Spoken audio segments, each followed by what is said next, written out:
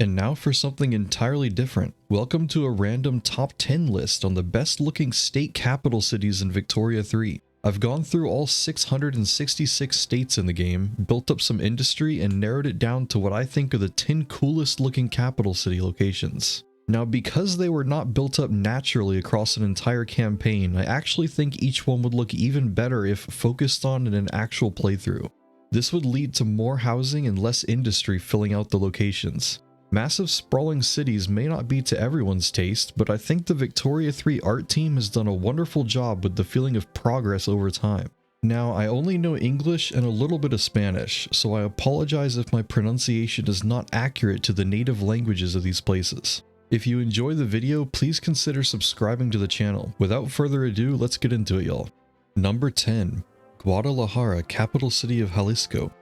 Located in the Atamajac Valley, Guadalajara was founded in 1542 by the Spanish, named after a city in Spain. It's the third largest metropolitan area in modern-day Mexico. During the game's time period, the city experienced rapid growth and became the second largest city in Mexico by both population and economy, only behind the capital, Mexico City itself. This top 10 list was actually inspired by Bogota, the capital of Colombia, although it didn't make it in the end. I had a hard time choosing between the cities with a lot of elevation change initially, but the way in which Guadalajara spreads out was the most appealing to me. Guadalajara begins as an unremarkable city, albeit next to a nice river and some appealing rugged terrain. As the city grows, it spreads out over the river, which is always a plus in my book. A city spanning across a river almost always looks cooler than otherwise. It then grows significant sections on top of elevated terrain, on the other side of the river from the initial settlement. Something about the way the city begins to look down on itself from above really appeals to me, and is why I've placed it here at number 10. Instead of the amalgamated blob of buildings that many cities become,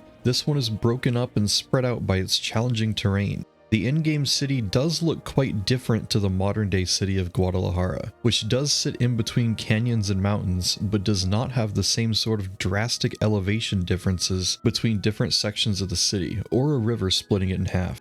Number 9. Beirut, capital city of Lebanon. Located on a peninsula along the eastern Mediterranean coast, the location of Beirut has been settled for at least 5,000 years, with human activity tens of thousands of years ago.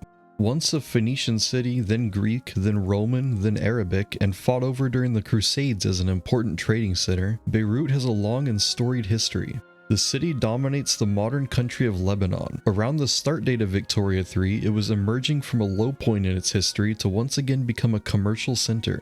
In modern day, the city stretches from its peninsula to the foothills of the Lebanon mountains. In-game, the city grows to encompass the entire Lebanon coastline as it's built up. The whole state fills out with buildings, merging the capital city with the other towns present. Something about the sprawl feels more natural than many other cities in Victoria. Instead of a square, homogeneous mass, Beirut grows into an organic coastal metropolis with districts pushing into the mountains. Number 8. Sucre, capital city of Potosi. Located in the foothills of the Central Andes Mountains on the eastern side, Sucre has been inhabited for over 10,000 years. The modern city was founded in 1538 by the Spanish. It is the de jure capital of the modern country of Bolivia, although the seat of government has moved elsewhere. Halfway through the time span of Victoria 3, the government moved to La Paz, after the silver industry that the Potosi region is known for declined. Both in the modern day and in Victoria 3, Sucre is spread out over rough highland terrain, giving it a unique look and texture that isn't found anywhere else in the game. At the game's start, it looks more like a small mountain village than a city. As industry expands, it rapidly becomes a metropolis that spans over rolling hills while retaining a tight and concentrated central district. One of the things I really like about this location, and one of the main reasons for its spot on this list over other South American cities in the Andes Mountains, is that this location does not at all look suitable for a city. There's barely enough flat land to lay down a city center, let alone enough for easy expansion. Number 7. Punakha, capital city of Eastern Himalayas. Located in the Himalayan mountains, Punakha isn't actually a city in reality. It is a fortress that served as the capital of Bhutan for hundreds of years, and throughout all of the Victoria 3 timeline. The town nearby this fortress in the modern day has only a few thousand residents. It is nestled just below the confluence of the Mochu and Fochu rivers, which translate to female river and male river, at a lower elevation than much of the rest of western Bhutan. The latter river happens to be susceptible to glaciers, but we won't let that stop us from building a metropolis. In-game, the rivers are unfortunately absent. Punakha begins as a tiny town, but can grow into the large metropolis it never became in reality. It has a wonderful snowy mountain backdrop, which combined with slight elevation changes and rugged terrain that forces the buildings to grow out in 3 different directions, breaks up the city layout in an interesting fashion. The northern edges even begin creeping higher and higher towards the Himalayan peaks. I think the snow is really what pushes this city up to number 7 for me, ahead of some of the other mountainous entries on and off of this list. Number 6. Manaus, capital city of Amazonas.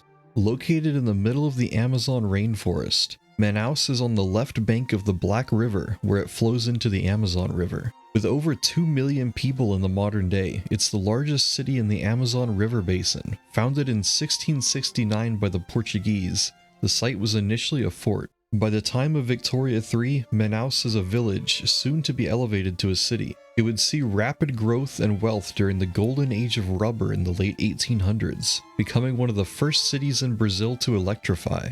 Many of the cities on this list so far have extensively involved elevation changes to break up the standard look of an urban area in Victoria III. Manaus does not have a large elevation change, but it does have rivers and a fascinating location on a wider regional scale. It really is in the middle of the Amazon rainforest, hidden deep among the trees, an area that was extensively settled by a pre-Columbian civilization according to the accounts of Friar Gaspar de Carvajal in the 1540s. He described settlements with miles of houses on the riverbanks of the Amazon River. By building up Manaus in-game, you can once again establish an extraordinary city in the middle of one of the world's great natural features. While the city does not cross the Amazon River in the modern day, in Victoria III, Manaus grows to sprawl out over 2 bridges crossing the Black River and 2 bridges crossing the Amazon River. This splits the city into 3 roughly equivalent sections that are quite pleasing to the eye in my opinion. And this list is of course entirely my opinion. The appeal of a metropolis in the middle of the world's largest rainforest is what solidifies this city as number 6 on the list. Number 5. Kinshasa, capital city of Lower Congo, with a bonus Brazzaville, capital of Congo. Located on the left and right banks of the Congo River, these 2 cities are directly opposite each other across the water. Kinshasa is the name of a local village that was eventually absorbed into Leopoldville, a trading post founded by the Belgians in 1881. Brazzaville was founded a year earlier on top of an existing village named Nkuna by the French in 1880. Together, these 2 cities make up the 3rd largest urban area by population on the African continent in the modern day. Interestingly, the modern cities do not have a bridge between them, unlike in the game. In Victoria III, Brazzaville isn't even on the map at game's start, and Kinshasa is a small village. There is nothing particularly special about either city's shape, nor any interesting elevation changes, but there is a simple beauty in 2 cities facing off across the Congo River. They are perfectly opposite each other, giving the illusion of one massive city spanning across the river, in the middle of a heavily forested area. An even larger metropolis than Manaus, and an area that feels remote and wild, even though this isn't quite the case in reality. The rectangular city shape means I can't bring myself to place it higher on the list, especially after seeing how the 2 cities look much cooler in real life compared to how they are depicted in the game. But my bias for sprawling cities has me placing it at number 5, just above Manaus. Number 4. Milan, capital city of Lombardy. Located in the Po Valley of northern Italy, between the Po River and the foothills of the Alps, Milan was founded around 500 BC by a Celtic tribe. It is the largest city in modern-day Italy by metropolitan area population, which you can see spreading into the foothills of the Alps. Economically dominant in northern Italy by the beginning of Victoria III, it only grew more important as the Kingdom of Italy was born in 1861 and Milan grew into a railway hub. Unlike its real-world counterpart, which is on quite flat terrain, Milan in Victoria III is situated on a hill, the foothills of the Alps pushing further into the flat terrain of the valley. The changes in elevation, along with several nearby rivers, heavily shape the city as it grows. Industry spills across one of the rivers, and buildings push into the Alps to give Milan a unique, hilly urban sprawl with a beautiful snowy mountain backdrop that is unrivaled elsewhere in the game. It's really the mountain backdrop that elevates this location to number 4 on the list. The Alps are the most graphically pleasing mountain range in the game in my opinion. The city is also aided by the town placement in Lombardy, as they all get absorbed into Milan as the city grows.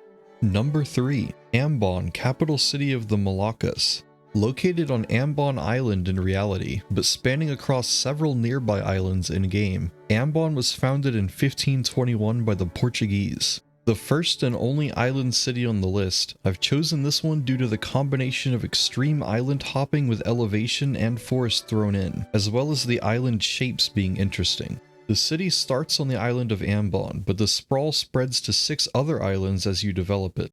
The largest island further disperses the city with a small mountain, although a few buildings do make their way to the top. Ambon really evokes the feeling of conquering the Spice Islands as you build up a metropolis across islands that seem ill-suited for the task. The area is also quite pleasing to look at in general due to the great-looking water in Victoria 3. Number 2. Cuttack, capital city of Orissa. Located at the mouth of the Mahanadi River at the beginning of the river delta, Cuttack spreads out over the entire delta in-game. The city was founded as a military base by the Kashari dynasty in 989. During the game's time period, the city obtained rail lines to other nearby important Indian cities, such as Calcutta, but was not amongst the most important Indian cities itself. You may have noticed by now that I enjoy when cities span across a river, breaking up the urban sprawl a bit and making the city more visually interesting. Well, this is the pinnacle of river-spanning cities in Victoria 3. Cuttack crosses the Mahanadi River and no less than 3 of its distributary rivers. Combined with the Indian building set, which I believe contains models a bit bigger than the base game sets, this makes Cuttack appear massive when compared to many of the other cities on this list. It truly turns into a center of culture and industry as it builds up, well worth making into a nation capital on visuals alone. Number 1. Innsbruck, capital city of Tyrol. Located along the River Inn in the Inn Valley, the area where Innsbruck lies today has signs of settlement since the Stone Age. There was a Celtic settlement at the site around 1000 BC, a Roman supply depot in the 1st century AD, and the modern city appears as a Bavarian town in the 12th century. Innsbruck occupies the thin, flat strip of land along the river between lines of dramatic mountains. I don't think this section of the Alps in-game quite lives up to the real-world counterpart, but the city more than makes up for it. Innsbruck is not even on the map at the beginning of the game, but as you industrialize the area, the city spreads out along the banks of the River Inn, never getting more than a few buildings deep on either side, although the occasional housing block finds itself on top of a mountain. The highly constrained nature of Innsbruck's location forces it to grow into a city shaped like no other in the game. I have purposefully held back and not grown the cities on this list to their absolute limit. Innsbruck is capable of pushing horizontally even further if you can manage to concentrate enough wealth and industry in the region. Being stretched out like this makes the economic progress stand out more than almost any other city in the game. The combination of mountainous terrain, a river splitting the city, and the unique shape of the city's urban sprawl are what leads me to place Innsbruck at number 1 on the list. That's all for today. Thanks for watching the video. I'd love to hear about cities y'all would place at the top over mine. There were a whole lot of candidates that were painful to cut. See y'all another time.